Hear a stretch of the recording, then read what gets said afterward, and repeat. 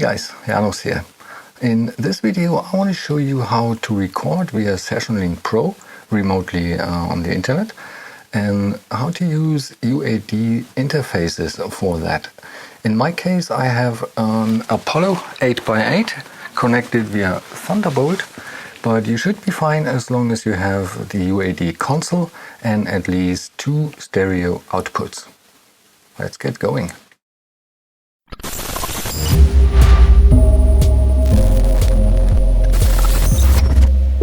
So, we are on the SessionLink Pro website.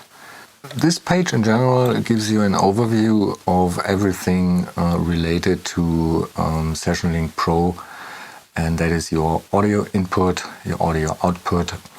You also got a MIDI input if you want to do MTCs or stuff like that. And 2 very important meters, the send level and the receive level. You also can set up your channel mono, stereo or dual mono, where dual mono is mostly used for if you want to connect more than 1 users. So I don't care much about this for now. Now the send channel encoding is really up to you. I just leave it at default.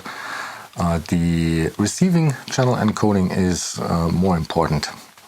Okay, but one thing at a time. In audio input as well as an audio output, you want in both cases your universal Thunderbolt or your universal interface in general. And here's the thing, I'm not 100% sure, but I think all of the universal interfaces won't appear with individual channels. There are audio interfaces where you can see individual channels right here, but the important part is if you only see the name of your interface, then this means SessionLink Pro will automatically use channel 1 and 2 as the input. So the physical input 1 and 2 of your interface is what gets sent to the client. And by the way, I'm gonna call everything that we send out to client, and this can be a director, a voice talent, whoever. So that is very important to keep in mind. And the second very important part to keep in mind is the concept of recording. So what you receive is essentially what the browser is playing. So it doesn't matter if this is SessionLink Pro. You could also have a YouTube video running or listening to some music on iTunes. It's all the same output that SessionLink uses, and that is your system settings output. So if you want to record something, you could technically use the Mon-LR as an input in your session, but I wouldn't really recommend this because you really Mon-LR is no dedicated channel. You can't do anything with it. So yeah, when it comes to the recording session, I go over that in detail a little bit later. For now, we are more interested in how to send to the client. Alrighty, there are a few things I want to mention regarding the console, and that is I would suggest to save your current preset and after that reset everything to its default state. So you can simply load the default preset and it will reset everything. And the advantage of this is that you can be sure to have really everything zeroed out and there are no strange things that you might have set yourself happening right here. The disadvantage is you have to manually hide any tracks that you don't want. So you go right click to the channel, go on hide and do this for every channel you don't want to see. And then you can link the channels you want as stereos. So the virtual 1 definitely, and virtual 3, 4 you want to link. I also link the analog 5, 6 because this is my output that goes to SessionLink basically. So I'm going to link this too. And you also want to link your analog 1, 2, and the way UAD interfaces or most interfaces do this is input 1, 2 is usually a shared input. So it's either microphone line or high Z. So in case of the Apollo, for example, it automatically recognizes the input. If I plug in my guitar, for example, in 1, then you can see the console automatically switch to the high Z input. So make sure you have nothing connected to your, no instrument connected to your channel input 1, 2. And also, if you connect things on the back of your interface, it is less problematic, but maybe you want to do this on the front so you're more flexible. But then you have to be aware that if you link two channels, let me undo this. If I link analog input 1, 2, and now you patch something, and this doesn't need to be a high Z input. If I patch anything into the front channel, it will split up the analog 1 and 2. So you might want to do the patching first, the connections first, and then link them together. Another thing is you can, of course, do everything first. I also suggest that you mute all of the cues. You don't need that. And I also strongly recommend that you mute every single channel right here, especially line 1, so you avoid a possible feedback that can occur. After that, I would just save everything as a new preset. I already did this. This is my SessionLink Pro preset. I'm gonna just load this back in. So now to actually route the SessionLink Pro input, what we want to send to the client, you need to have one stereo output that you can route back into the interface into channel 1, 2. So you will probably do this on the back of the device, depending on what device you're using. It really doesn't matter. It could even be the output 1, 2 that you route back into the input 1, 2.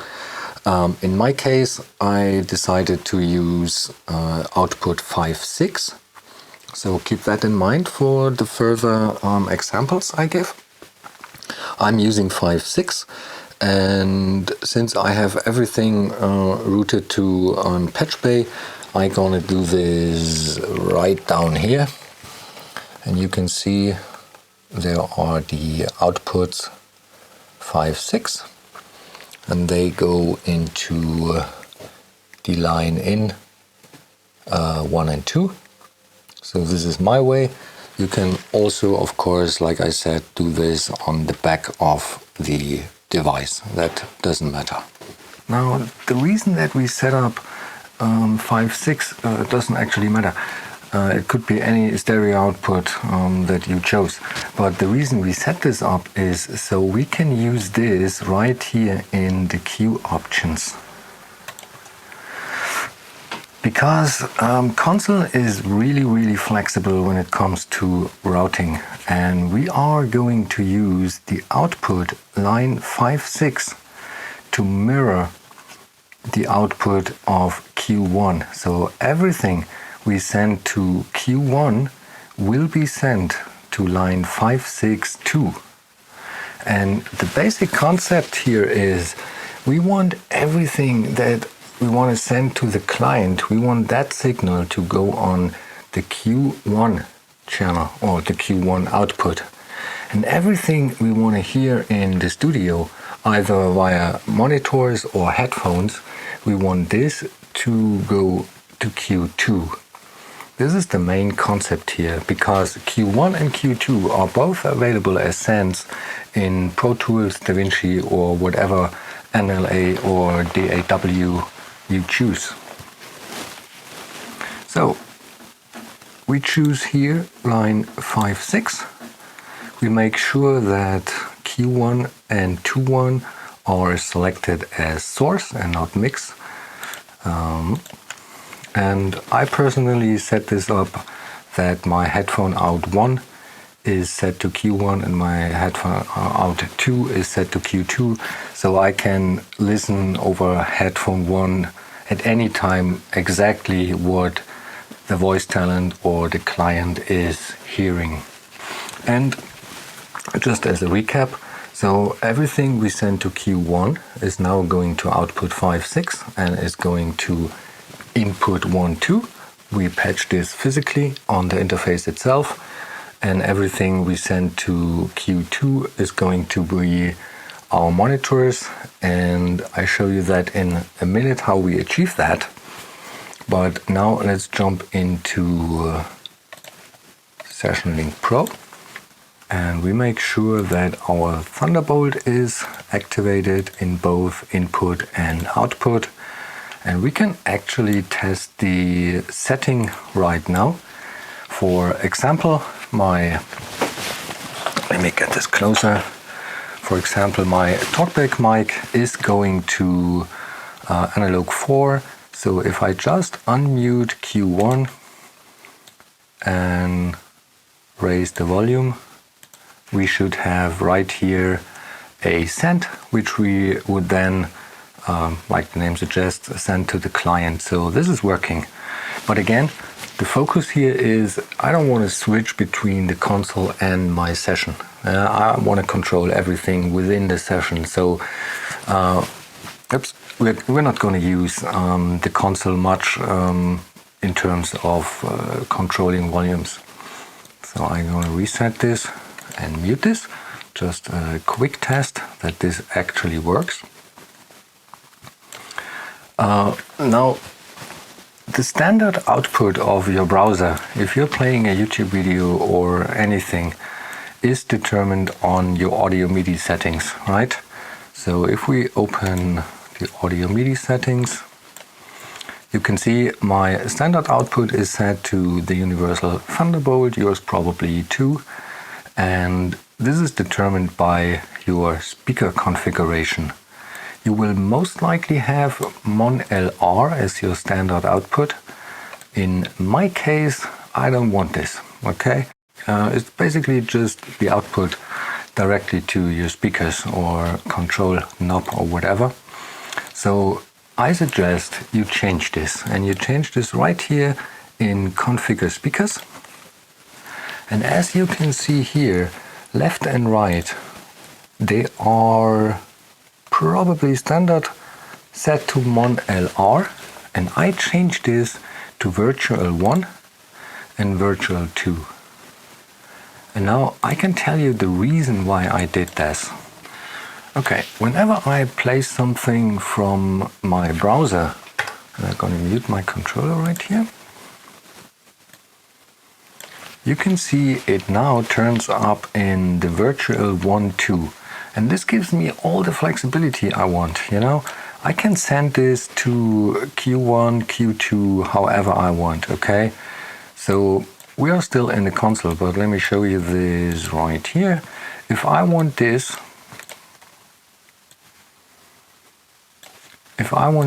to send to the client, all I had to do is I unmute Q1 and send it out. And here we go. Okay, so really easy to handle. If I want to hear this on my system right here, all I have to do is unmute Q2, give it some volume, and I switch from my source to Q2, and bam, I can listen to it over the monitors.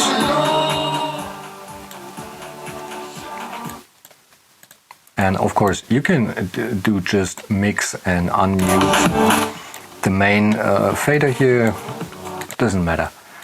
So again, I'm gonna mute everything just because I want to control everything, like I said, from the application within and not from the console. So there is actually one more tip I want to give you, and that is you might want to set your system sounds to any other. I'm not sure if you don't work on a laptop or on a Mac Mini, you won't have those. Or maybe you do, I'm not really sure, but set your system sounds to somewhere completely different. You don't want to have this accidentally on your recording, okay? So if you get a new email, it makes a noise, it makes a sound, and you don't want to record this sound by accident. I suggest you just close everything when recording, but just in case, to be sure, use something else for the system sounds. Okay, now we basically have set up everything we need in the console, and just as a reminder, what you receive in your browser is what you will record basically, and that is what we routed to virtual 1.2. So let's get to some practical examples, and I'm gonna start with Pro Tools. We're inside Pro Tools now, and I just loaded up a session I'm currently working on. It's a cute little animated series, and this is what we're dealing with. So it's funny, and we actually don't need the picture right here, but yeah, basically you have your normal session, you import your movie, you import your original dialogue and any additional dialogue or M&E tracks that you need. And I'm going to show you my routing, and we start with that we activate everything we need in the I/O section. So we go to Setup I/O, and on the Input tab, nothing really changed. It is your usual Apollo or whatever interface you use setting. And on the output side of things, we just make sure that everything is in order right here. And we want to make sure to set everything, monitor path, audition path, to virtual 3.4. And yes, it is actually virtual 3.4, and I'm going to talk about that in a minute. There is a easy way and a more controlling way, and I prefer to be more on the controlling side of things, so we leave that. On the bus side is what actually is important, and we need to make sure that we have Q1 and Q2 connected, and I also call them just Q1 and Q2. We also want to have virtual 3.4 activated, and we don't need line 5.6 directly, you don't need this actually, but yeah, just make sure that this is activated in your I/O setup, and then we're basically good to go. So what I do here is everything I want to send to the client, I'm gonna route to its own bus basically. And as you can see, I even called the bus to client. Okay, this is also done, but you probably know all of this in the I/O setting. So I titled this in German, so yeah, it's basically all voice talents get a bus. Everything that is M&E related gets a bus. And somewhere down here, right, I have my to client bus. So as you can see, all the voice talents that come from the audio tracks are grouped in one bus. I route everything to a master bus that I have right down here.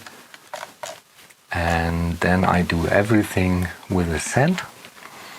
And so I want to, of course, get give the voice talent their own recordings, and so that they can listen to it.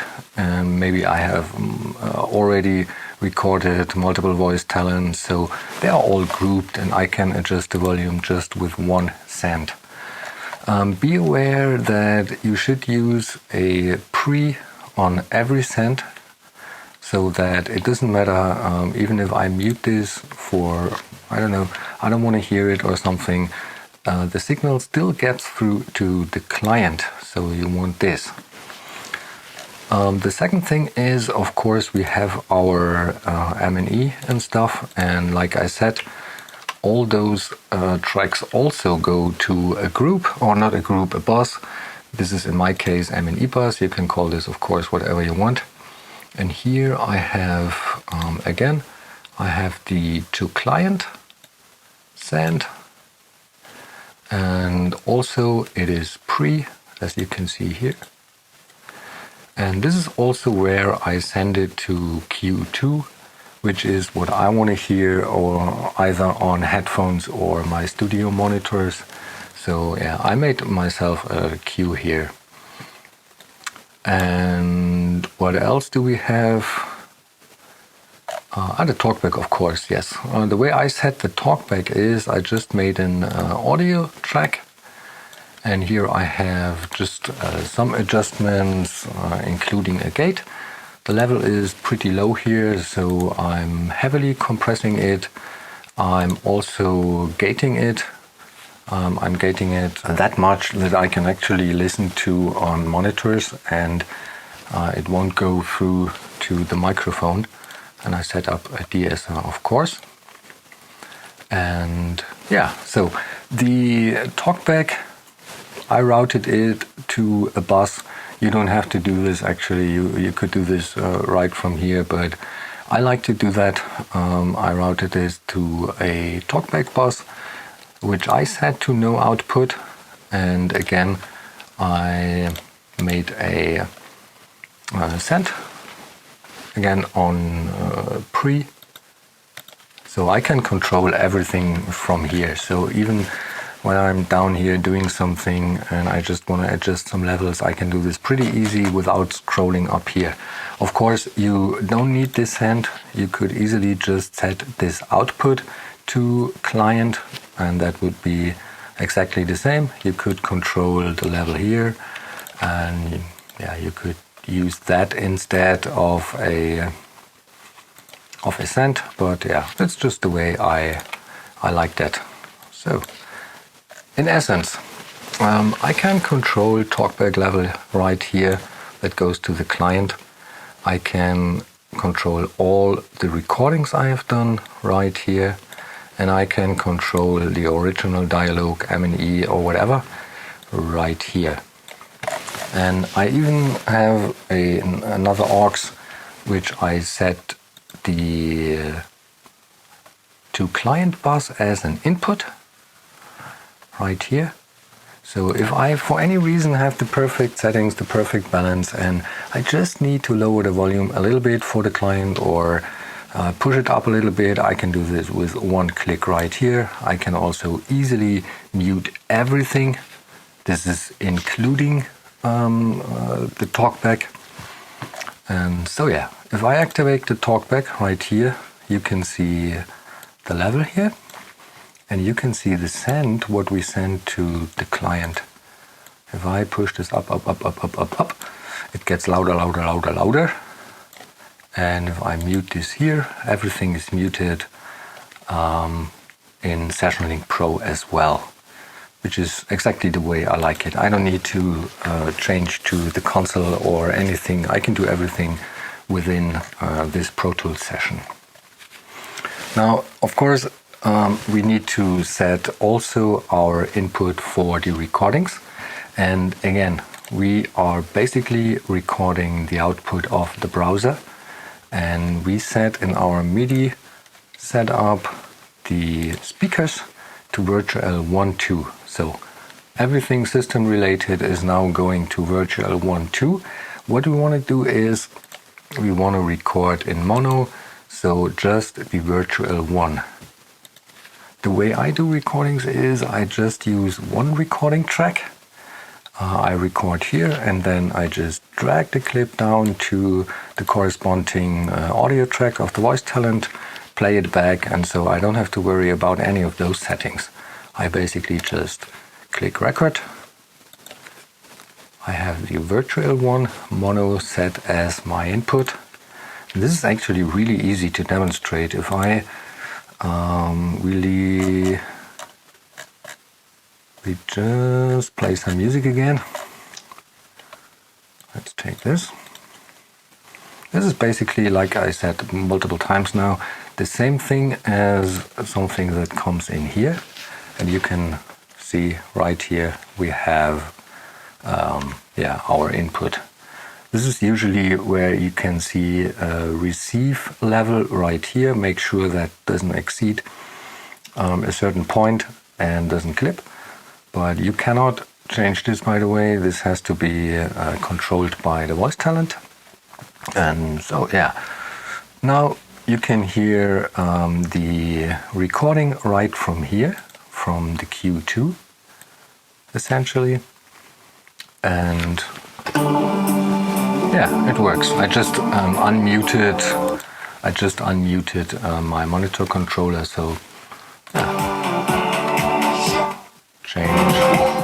You can change the volume and everything, so perfectly fine. It works great. And you already, since you sent this on Q2, you have everything on your headphones as well. If I'm in 2,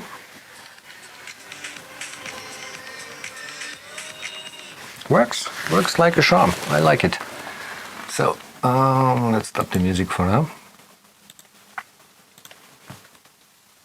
So yeah, this is basically how you record. Just record a clip, doesn't matter what. And what I do is, again, imagine this is the track of your voice actor. I drag this down right here, play it, show it to the client, and everything is good. Now, if you want to hear the original dialogue, you need to mute and unmute it for the client, depending on how he wants this or not. And the way I do this quickly is all of them are in a group. So if I select those, I have the original M&E muted and the original dialogue unmuted. If I want to change this, all I have to do is press Shift-M and they just switch position. So it's really easy, also with the Avid control on the iPad, super easy to do. So, yeah, let me think. Did I forget something? I don't think so, actually. So yeah, this is basically how I set up Pro Tools. Now, in the second example, we go to DaVinci, and this basically works the same with some quirks here and there. Alrighty, we are in DaVinci Resolve, and I'm using version 18, which came out recently, and I can imagine some audio pros saying, hey dude, what are you doing? You're using DaVinci if you have Pro Tools available. And yes, I kinda agree in terms of handling and how you treat audio is very different in DaVinci. But the reason for me is I'm doing dubbing or ADR sessions only occasionally nowadays. I used to do this as my main job, but yeah, like I said, and I don't want to spend 700 or 1,000 euros for programs like ED-Prompt and EDQ, just to have a prompter and to have cues and text overlay. So DaVinci comes with all of that, and that is the reason I indeed use DaVinci for the most recent projects. And the way you set this up is pretty similar to what I showed in Pro Tools. In case you skip to this, I'm going to show you again. So we don't need the meters or the preview here for now. And this was just to show you it's actually the same session, but at first you want to go to the preferences, and here under video and audio, make sure you have your in and output device selected, and also you need to make sure you have the right connection to your monitors. And unfortunately, DaVinci is not able to read the names of your in and outputs. So what you have to do, basically for everything you want to patch in here to physical in and outputs, you want to go to the console, and when you go to settings right here, you need to look for the channels on the input and output side. They are on the outer left side. So for instance, my talkback mic, which you can already see right here, is connected as always to the Apollo input 4. So this is pretty easy, it's channel 4. And my rec input is, as we discussed earlier, the virtual 1. And this is what I need to look here for. And here we have it. Virtual 1 is input 19. So those two are the things we want to remember for now. So in case you have nothing patched right here, it's basically the same as in Pro Tools. I have an input for my talkback, which I send to a bus, and I have my original dialogue, and in this case I have an M&E track. I didn't even care to bring it in stereo. This is just one mono file, but yeah, I'm gonna mix this session in Pro Tools anyway, so it doesn't really matter. And what else do we have? We have a recording track, and I work with one dedicated recording track, and then as you can see here, I just drag the clip from the recording track down to whoever voice talent I was working with to play it back. So I don't have to mute, unmute or do anything to the recording track. I just record, drag it down, and I can play it back and adjust it. And I also only need one input for the recording track itself.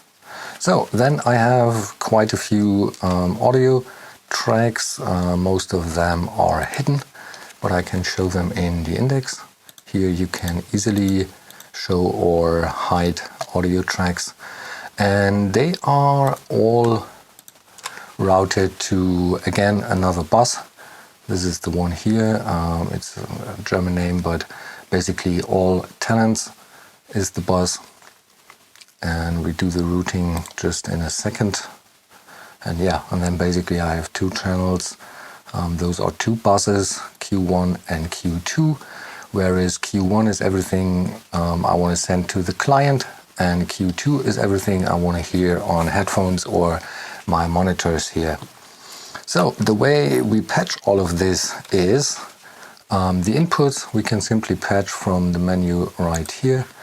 And here we go to input.